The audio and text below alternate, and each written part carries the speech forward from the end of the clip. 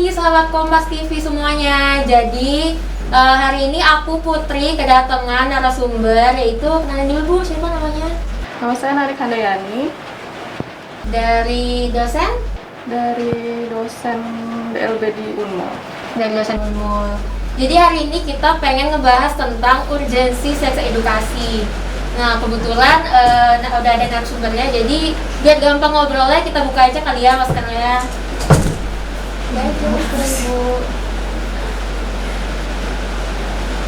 Jadi seru ya pembahasan kita hari ini karena menurut aku pribadi seks edukasi itu penting banget, apalagi nggak cuma remaja ya, itu tuh dari kecil harusnya udah diajarin. Nah apalagi remaja-remaja sekarang itu kayaknya masih kurang paham ya Bu sama seks edukasi ini. Maksudnya tuh taunya yang gitu-gitu aja, tapi sebenarnya tuh nggak kayak gitu. Nah kalau aku nih mau nanya sama Ibu, menurut Ibu penting nggak sih kita nih belajar seks edukasi gitu? Penting banget Mbak, soalnya kan memang dari kecil tuh harus diajarin sih. Intinya tuh bagian tubuh mana yang, kan bagian tubuh itu punya kita sendiri, privasi kita. Mana yang boleh dilihat orang lain, mana yang nggak boleh. Nah kalau menurut Ibu nih maksudnya dari kecil itu tuh gimana kita taunya kalau anak kecil itu harus diajarin gitu Bu? Dari orang tuanya. Jadi posisinya tuh pendidikan seks itu kan sepanjang hidup kita gitu loh. Mulai dari anak-anak sampai dewasa pun kita masih harus belajar tentang itu. Nah untuk anak-anak sendiri karena mereka belum tahu gitu kan ya, jadi otomatis kita yang ngasih tahu, kita yang ngajarin mereka. Misalnya ketika bayi nih, itu kan anak bayi tuh intinya dia udah tahu itu badannya dia gitu, dia sadar badannya dia, cuma kan dia belum paham bagian mana yang punyanya dia, boleh dia pegang sendiri atau orang lain yang pegang.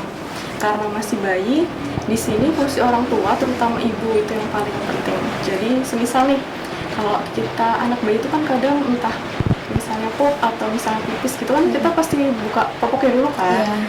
Kita bilang, permisi ya nak, ibu mau gantiin pampers, nanti ibu mau misalnya mau bersihkan vaginanya, dan emang harus menyebutkan alat kelamin itu secara jelas. Jadi nggak boleh misalnya kalau laki-laki biasa kan pelesetannya gitu ya, entah burung atau gitu, nggak boleh.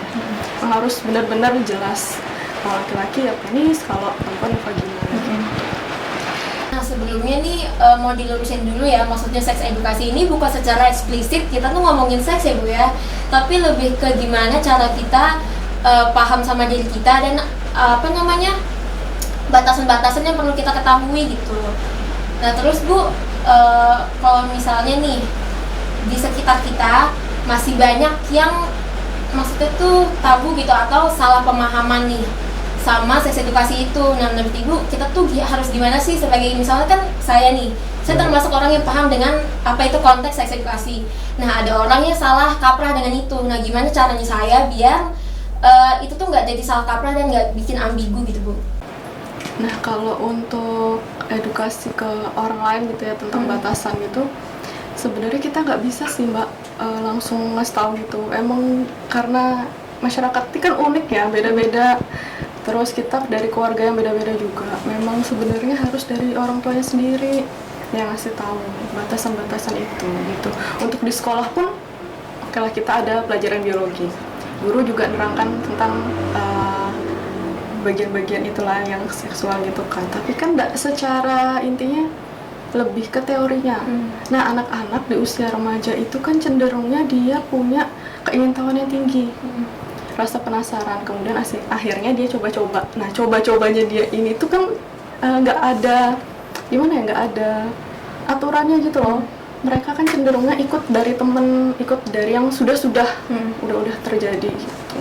Sebenarnya emang pemahaman ini tuh benar-benar dasarnya datang dari orang tua sendiri. Dari keluarga ya gitu. Jadi gimana cara orang tua ngajarin kita tentang itu ya, tentang pendidikan seksual. Kalau boleh ini lagi Bu, gimana contohnya biar siapa tahu ada orang tua di luar sana yang masih punya balita atau ini, biar dia nggak terlambat gitu buat ngasih tahu anaknya.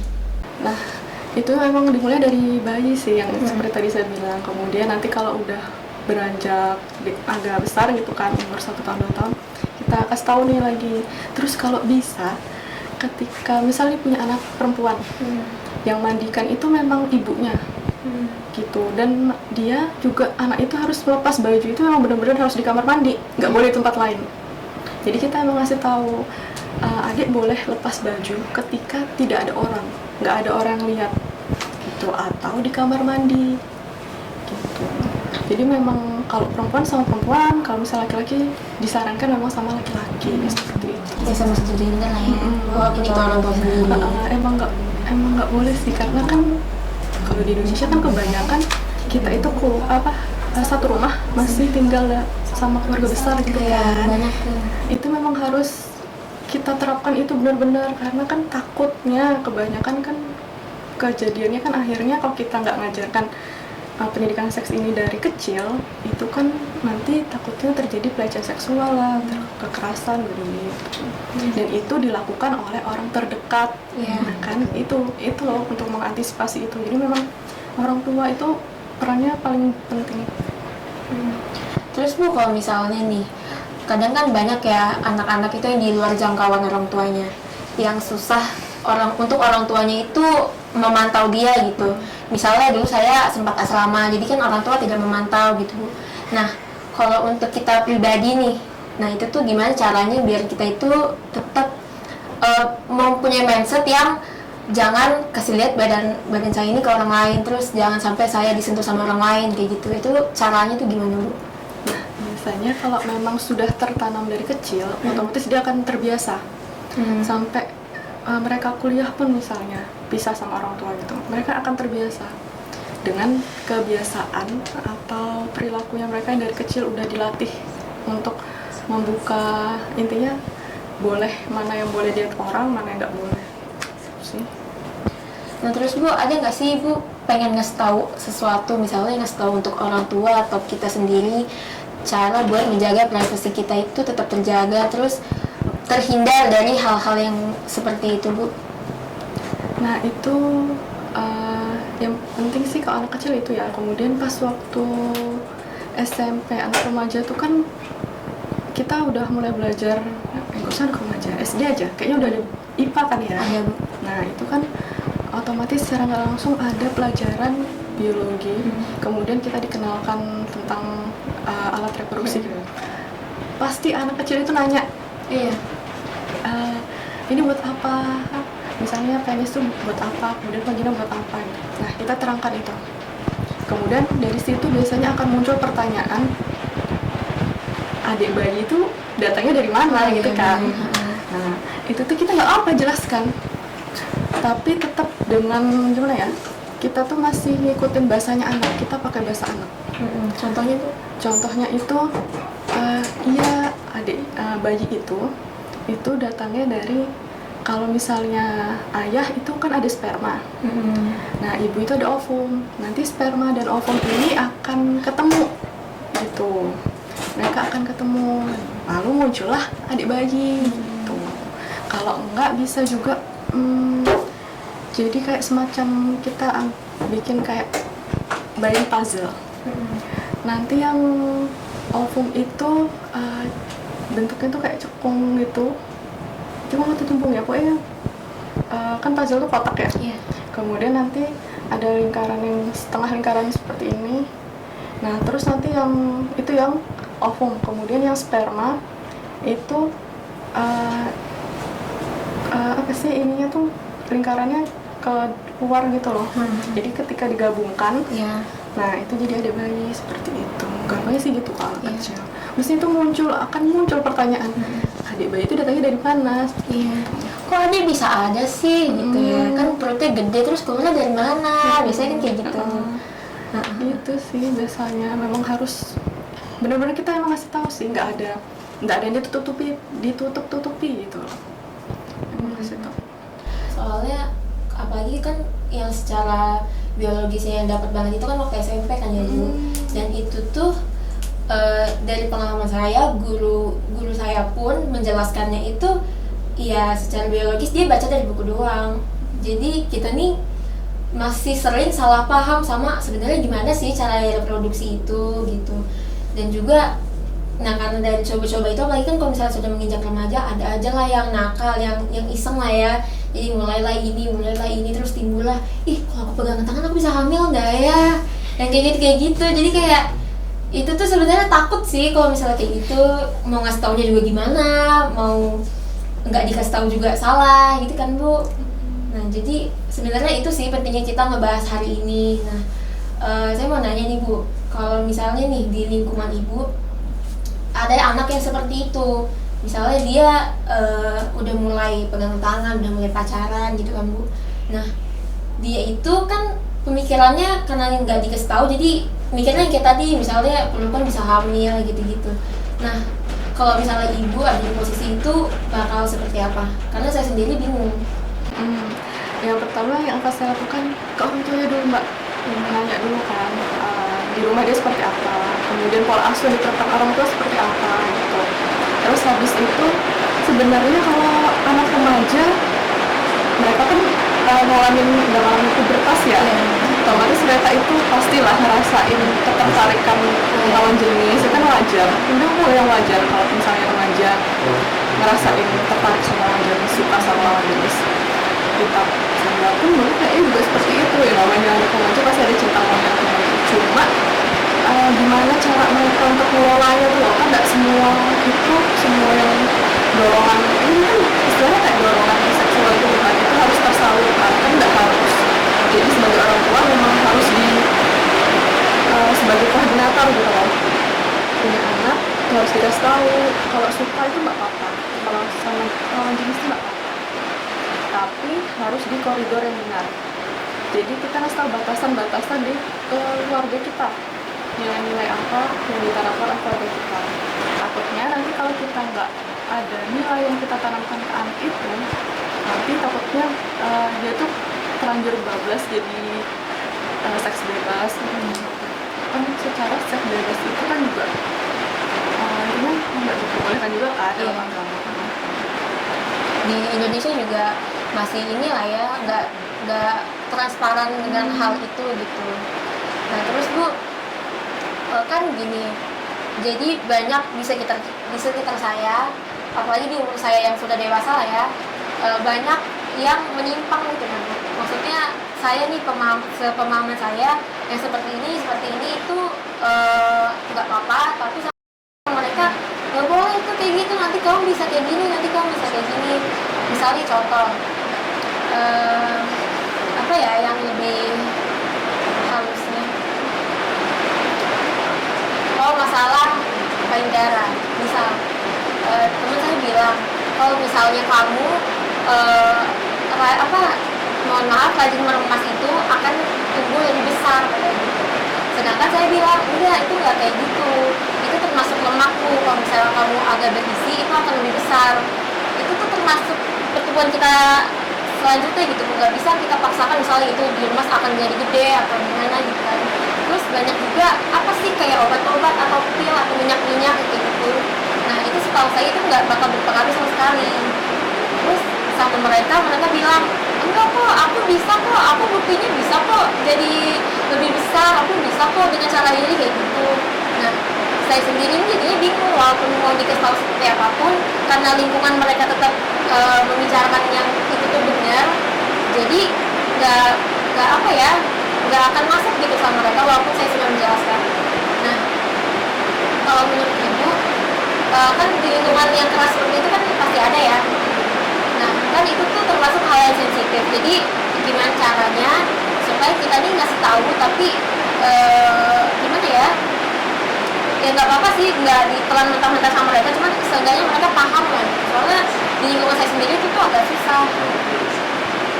Sebenarnya kalau kayak gitu biasanya Mbak itu ada kayak semacam kita ngasih psikoedukasi.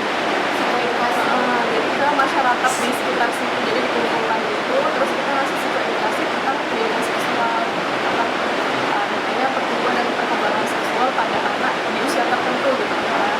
Nah itu gitu kita kasih tahu dong, kita edukasi lewat situ apa sih perkembangan anak di usia misalnya usia anak-anak gitu loh. Intinya mana yang harus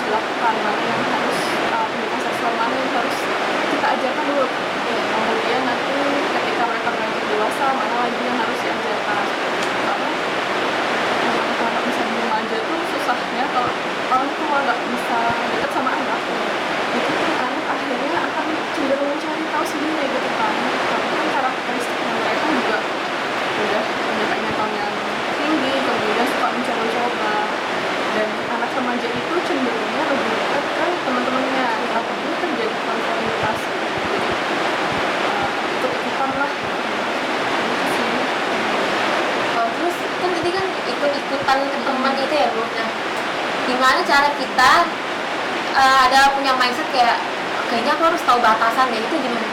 Nah, itu dari orang tua. Ya, Orang tua itu disarankan itu nggak boleh kita itu terlalu kayak mendikte, kayak kasih tahu aja, dan anak itu nggak dikasih jeda atau kayak spasi untuk dia itu maju pendapatnya dia gitu. Kan biasa kalau anak kayak gitu ya langsung harus tahu aja tanpa anak itu tuh dibolehkan untuk dia berpendapat. Nah, anak itu kan akhirnya berpikiran ya ngapain aku terbuka ke orang tua aku kalau orang tua aku seperti itu.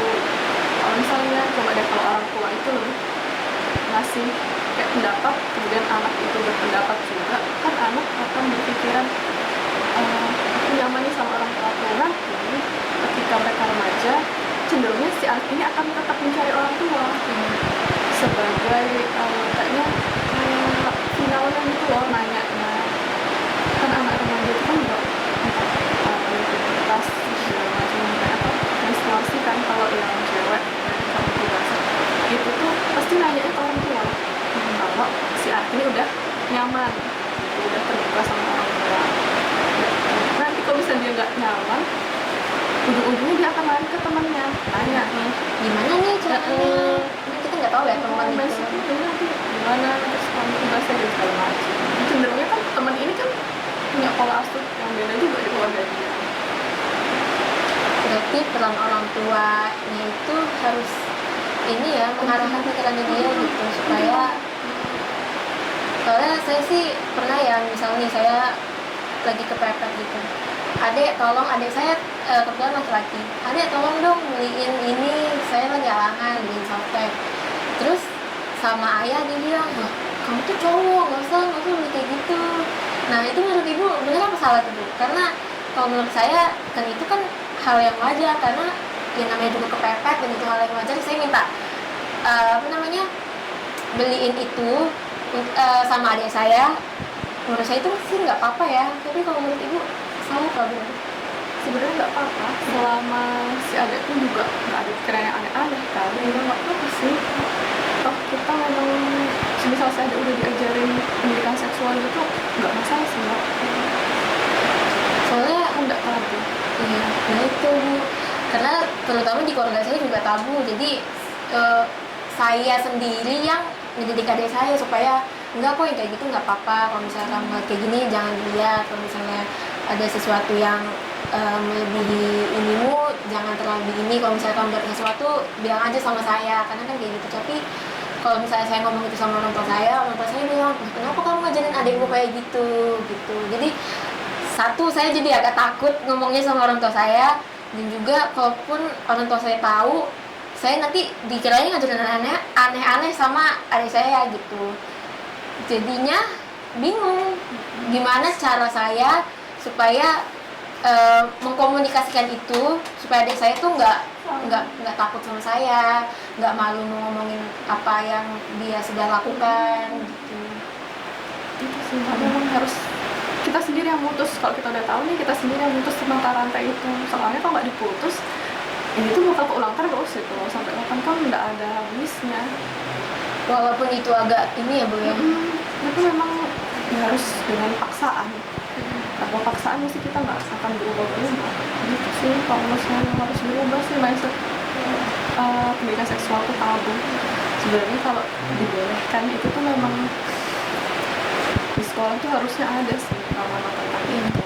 Cuma kan memang kalau di Indonesia kan belum ya, udah ada banyak buku pun saya pernah kok lihat buku, tapi memang Inggris bukunya itu dia menerangkan tentang pentingnya pendidikan seks dengan bahasa Inggris, dan itu bukunya adanya itu cuma di kayak pameran buku dan di kota tertentu.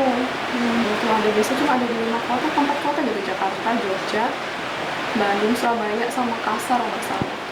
Jadi dibatasi. Dan itu aslinya buku itu bagus karena mereka memang merangkan dari istilahnya emang si anak tuh harus dikenalkan tentang alat reproduksinya, alat kelaminnya dia lah, seperti itu.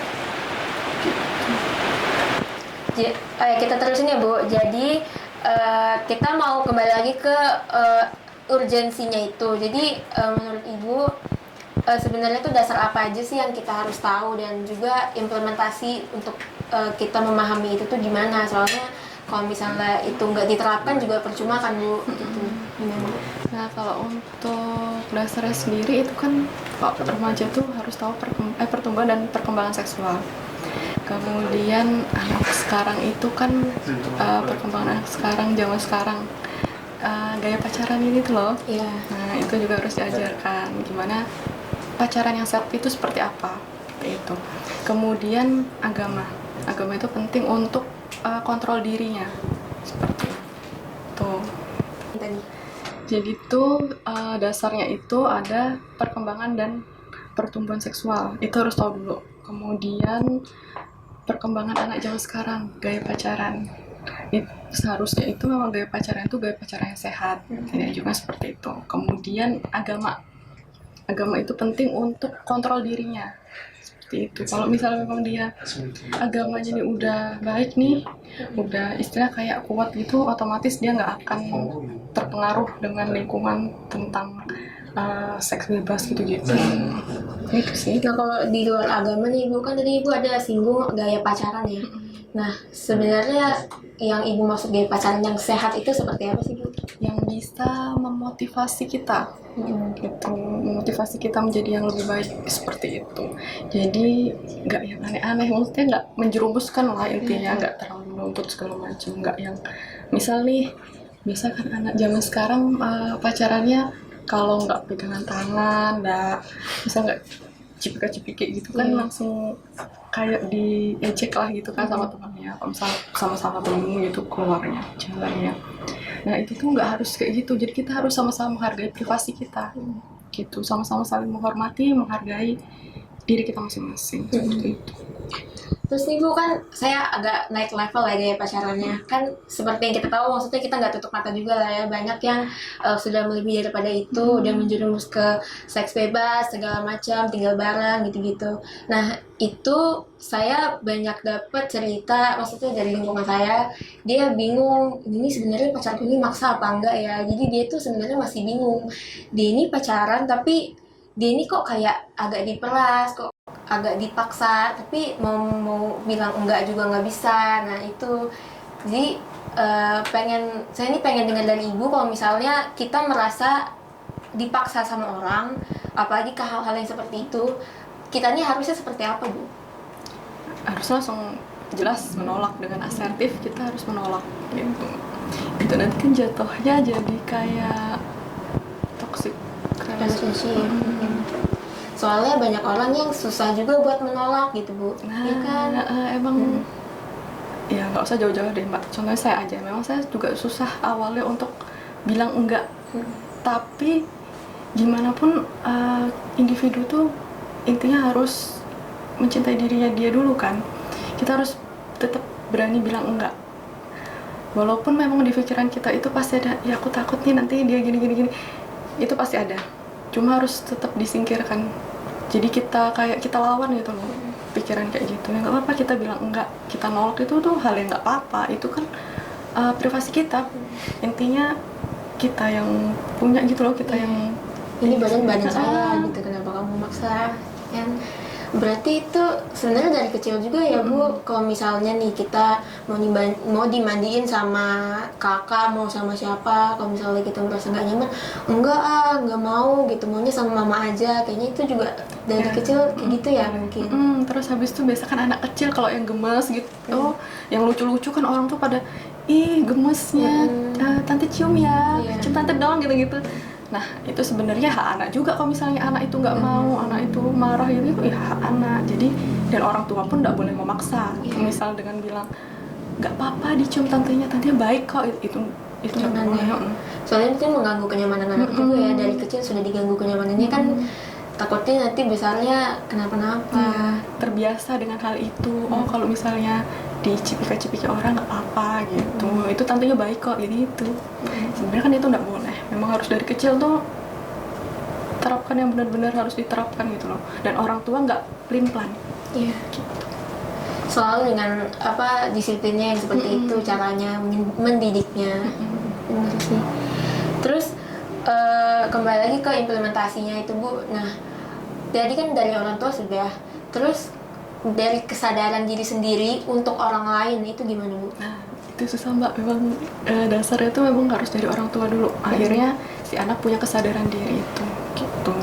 Kalau misalnya untuk sekolah mungkin bisa dibikin FGD atau mungkin psikoedukasi, dikasih materi gitu kan, atau nggak pamflet tentang ciri keterlambatan kematangan seksual, atau nggak masturbasi, atau nggak gaya pacaran sehat itu seperti apa sih gitu.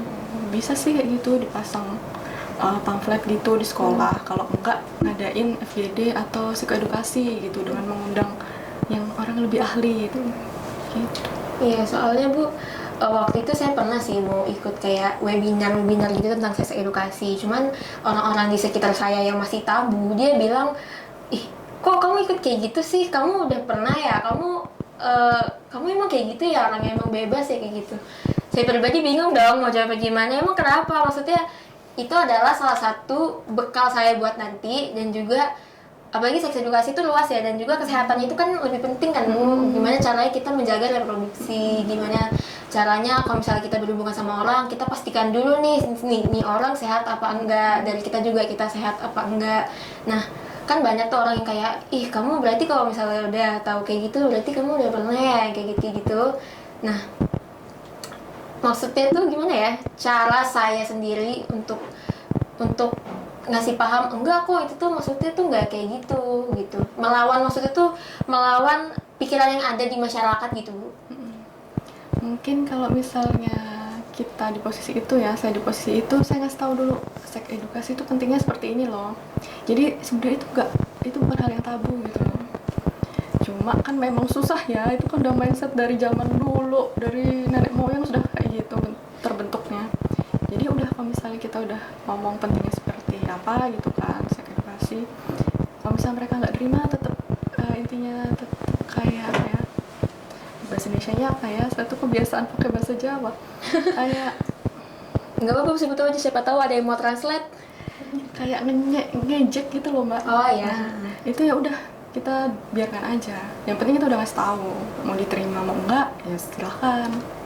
Soalnya nggak susah sih Bu melawan stigma orang-orang gitu kan. Udah terbentuk dari zaman bahula gitu kan, jadi ya udah, emang kita sendiri sih kalau kita udah tahu, kita harus memutus mata rantai itu. Jangan sampai nanti entah anak kita atau keturunan kita selanjutnya tuh mindsetnya tetap sama seperti itu. Nah, kalau menurut Ibu nih, dari Ibu sendiri, langkah apa sih yang harus kita ketahui untuk seks edukasi ini? Langkah apa? Pertama-tama kita harus tahu apa dulu nih kalau memahami ini, supaya nggak salah ini gitu Bu, nggak salah stigma lagi.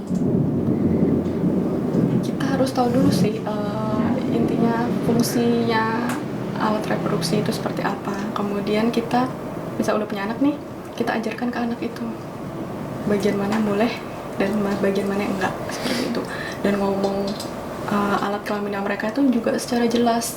Takutnya nanti kalau misalnya mereka terjadi sesuatu yang nggak diinginkan, kita nggak ada di situ nih, misalnya ada orang yang entah megang dadanya gitu kan, atau mungkin megang alat kelaminnya gitu, mereka bisa minta tolong dengan jelas, menyebutkan dengan jelas gitu. Kalau misalnya ada yang megang alat kelaminnya, tadi tititku dipegang, ini dipegang om ini gitu kan, orang-orang pasti bingung ya, titit itu apa gitu kan. Mungkin kalau misalnya disebutkan dengan jelas, nah orang itu kan pasti akan langsung ngambil tindakan. Itu nggak boleh tuh kayak gitu. Tapi kebanyakan masih kayak gitu sih bang, saya lihatnya. Emang gimana ya, udah terbentuknya kayak gitu. Jadi pertama kita harus tahu dulu yang mana yang boleh dan yang mana yang enggak gitu Bu ya. Terus yang di level lagi nih Bu, di level atasnya lagi apa Bu? Kita bikin batasan atau nilai-nilai yang kita tanamkan di keluarga kita gitu. Mana yang harusnya dilakukan, mana yang enggak. Kalau misalnya anak itu udah remaja kan, intinya kita harus terbuka sih sama anak, menerima pendapatnya anak, biar anak itu terbuka sama kita, nyaman sama kita. Nanti kalau udah remaja, ketika mereka mengalami pubertas gitu kan, mereka akan mencari kita, bukan orang lain, tidak nanya ke orang lain, tapi nanya ke kita gitu. Itu kan lebih jelas informasinya, karena kan kita udah ngalami, dibanding dengan dia nanya ke temennya. Soalnya kalau kata temen, ya nggak tahu, coba aja sendiri. Sebetulnya kayak gitu bahaya. Benar. Terus apa lagi nih Bu? Udah kalau gitu kita biasanya kan anak remaja pasti ada ketertarikan ya, udah mulai ada ketertarikan. Nah itu kita ngasih tahu kalau punya rasa suka sama orang gitu kan, itu nggak apa-apa, itu hal yang wajar. Cuma ya nggak harus juga kamu harus intinya pacaran sama dia gitu. Nah contohnya tuh boleh nyebut ini nggak sih, kayaknya lagi booming juga kan, Apa itu Bu? anak artis. Anak artis. Mm-mm. Kenapa tuh dia? Jadi dia itu katanya kan lagi deket sama artis cewek lain nih. Terus berhubung ini anak kan polos banget kayaknya, pokoknya dari daerah timur lah, terus diangkat kan sama artis ini. Terus dia tuh kayak polos gitu. Nah dia si anak ini tuh kebetulan udah remaja kan, udah menginjak remaja. Terus habis itu dia tuh suka sama lawan jenisnya. Tapi dia tuh bingung. Tapi kan karena emang didikannya si orang tua angkatnya ini bagus ya, gitu. Intinya tuh lebih terbuka gitu loh ke anak-anaknya. Akhirnya cerita Ke orang tua. Saya kalau tiap lihat dekat ini, saya tuh deg-degan, suka nggak berani natep dia gitu. Nah terus orang tuanya nyaut nih pasti kan, oh itu nggak apa-apa gitu, kamu ini kan deg-degan gitu. Iya, nah itu berarti kamu cinta gitu. Dikasih tahu itu emang cinta gitu loh, dia suka sama lawan jenis itu, nggak apa-apa. Tapi si anak ini nolak, enggak. Tapi deg-degan kan, orang tuh tetap intinya kayak mengkonfirmasi lagi apa yang dirasakan si anak gitu. Akhirnya si anak itu ya mungkin memang benar saya cinta sama dia. Terus akhirnya kan orang tua ini mengarahkan ke perilaku yang memang seharusnya biar nggak terjadi hal-hal yang tidak diinginkan. Seperti itu. Ini contohin kamu nih cowok harusnya kayak gini gitu ya kali ya. Ada kok ininya ini juga lagi trending waktu itu. Kita berarti gaptek ya. Masa nggak ada yang tahu? Nah terus Bu, kalau sudah menginjak remaja nih, seks edukasi yang kita ketahui, yang perlu banget kita ketahui itu apa lagi? Yang jelas tentang privasinya kita. Dan kalau misal pacaran pun itu nggak apa-apa sebenarnya. Cuma kita harus sama-sama saling menghargai privasi pasangan kita gitu. Nggak ada yang aneh-aneh. Yang penting kita berdua pasangan itu tuh harus sama-sama saling memotivasi ke hal-hal yang memang lebih baik seperti itu. Kalau sudah ada hal-hal yang sekiranya kita rasa ini nggak benar nih, mending cut aja. Iya. Daripada ini, soalnya kan biasanya pacar itu yang salah satu apa tuh namanya pendorong kita buat melakukan segala hal gitu kan. Karena dia juga terkonfor Iya benar. orang lain gitu, dari teman-temannya. Lingkungan tuh sebenarnya juga berpengaruh. Banget sih.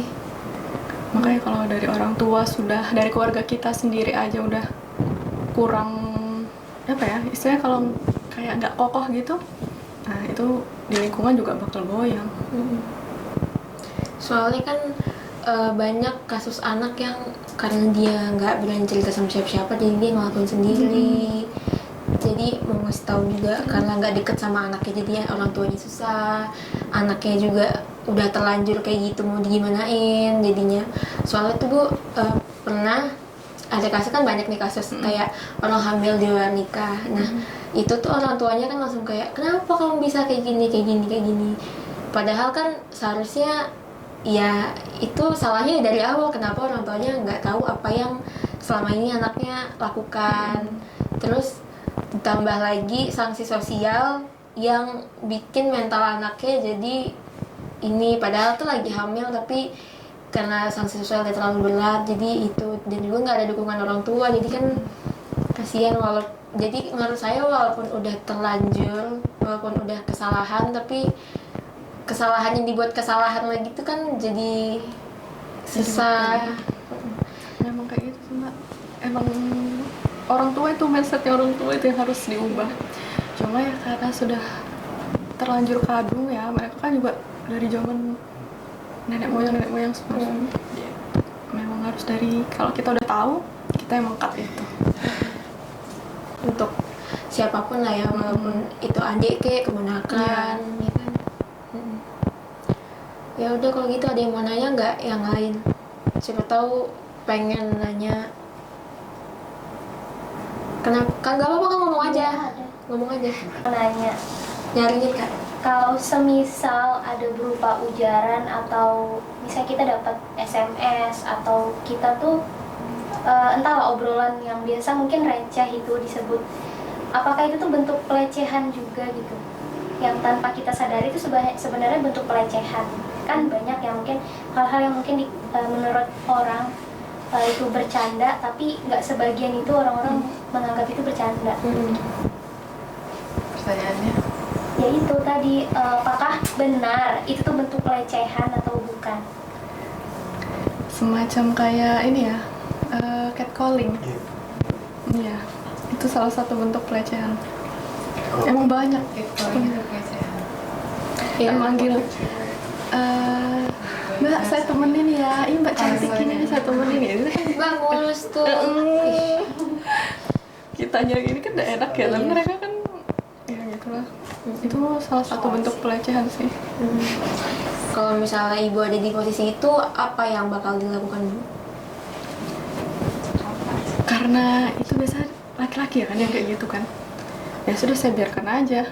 Oh ya, Kalau saya diapain ya? yang penting saya tahu ini tuh salah satu bentuk pelecehan. Terus saya koreksi diri. Apa yang salah gitu kan. Entah mungkin bajunya atau apa gitu yang bikin mereka itu jadi tanda kutip tertarik gitu. Tapi kalau ternyata saya koreksi nggak ada yang salah nih biasanya, memang merekanya aja yang ini. Tapi Bu, kan banyak tuh, misal nih ada orang yang kan kalau misalnya kita muslim harus pakai ini segala macam untuk menghindari hal yang seperti itu. Tapi kan ada juga ajaran lain yang nggak apa-apa kayak gitu. Berarti itu kan bukan salah kita, berarti itu kan salah orangnya kan, Bu. Iya. Nah, kalau misal nih ada teman saya yang kayak gitu, dia ngomong kayak gitu ke orang lain, dia catcalling ke orang lain, saya harus gimana? Ditegur. Itu kan sama aja, kita tahu nih, itu sama aja kamu ngelakuin pelecehan seksual ke orang itu. Itu enggak, sebenarnya itu kan kalau dalam norma sosial itu kan enggak boleh ya. Apalagi nggak kenal ya, negur-negur orang sembarangan. Biasa kan gitu, kebanyakan kayaknya di sini kebanyakan gitu sih. Terus kalau misalnya di media misalnya, kan itu kan kalau misalnya catcalling kan secara langsung ya. Kalau misalnya di media misalnya kayak ada orang yang kita nggak kenal, terus dia kayak cantik boleh minta nomornya nggak, atau cantik ya fotonya boleh nggak jalan sama aku, yang kayak gitu di sosial media. Nah itu cara kita gimana, Bu? Kan itu kan dia orangnya maksudnya jauh, dan dia tuh cuma ngeliat foto kita doang, tapi dia kayak gitu. Jadi kita harus apa? Karena kan kita nggak salah ya, kan itu kan sosial media. Iya, semua orang boleh berpendapat gitu kan. Kalau saya itu, jadi saya diamkan. Satu kali, kalau misalnya dia cuma satu kali ya. Kalau misalnya dia tiba-tiba DM lagi nih atau komen lagi itu beberapa kali sampai lebih dari 3 kali misalnya, maksud saya blok aja ya, menjauhi orang-orang seperti itu dengan cara ngeblok. karena kesehatan mental saya lebih penting daripada Benar.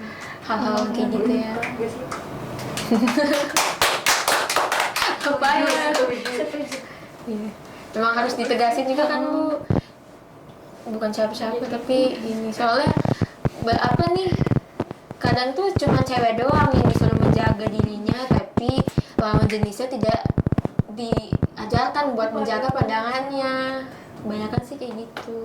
gara-gara ini juga kayak pandangan feminisme. Jadi nggak bisa juga sih disalahkan, memang kayaknya dari sononya kodratnya perempuan. Soalnya saya termasuk orang yang setuju sih kalau misalnya masalah seperti itu, karena biar bagaimanapun juga pemikiran kan tetap bisa diatur. Kayak kita bisa ngeblok orang, kenapa lawan jenis yang seperti itu nggak bisa ditahan pikirannya gitu. Dan itu di lingkungan saya masih banyak orang yang kayak gitu. Jadi mau dikasih tahu juga orangnya kayak bercanda doang, susah. Memang gitu, makanya nih cowok-cowok yang di sini nih jangan sampai Semuanya adik-adik di sini juga dengerin Ibu. Dijaga ya pikirannya. intinya sih laki-laki perempuan itu nggak ada bedanya gitu loh, kan kita setara. kesetaraan gender itu juga perlu. Apalagi untuk hal yang seperti ini kan Bu. Nggak ada bedanya. Terus mau ini lagi sih Bu, mau kembali mengingatkan kalau pelajaran seks edukasi itu nggak perlu setabu itu ya kan Bu. Apalagi sebenarnya kalaupun dia susah berkomunikasi sama orang tuanya, setidaknya lingkungannya dia mendukung hal itu gitu kan, mendukung hal itu supaya itu tuh nggak tabu gitu loh. Kalau misalnya pun kamu ada kenapa-napa ya dicari solusinya maksudnya dengan hal yang positif gitu. Kalau misalnya ada sesuatu yang menyimpang dibicarain, kayaknya ini kenapa ya, kalau misalnya lingkungannya sudah mendukung dan nggak tabu kan jadi bisa terbuka mencari solusinya. Kalau misalnya orang tuanya jauh ya, kalau misalnya orang tuanya masih bisa dijangkau, masih bisa diajak ngobrol, nggak apa-apa. Orang tua satu-satunya orang yang perlu dicari. Yang paling punya peran yang paling penting memang orang tua. Nggak ada orang lain. Benar.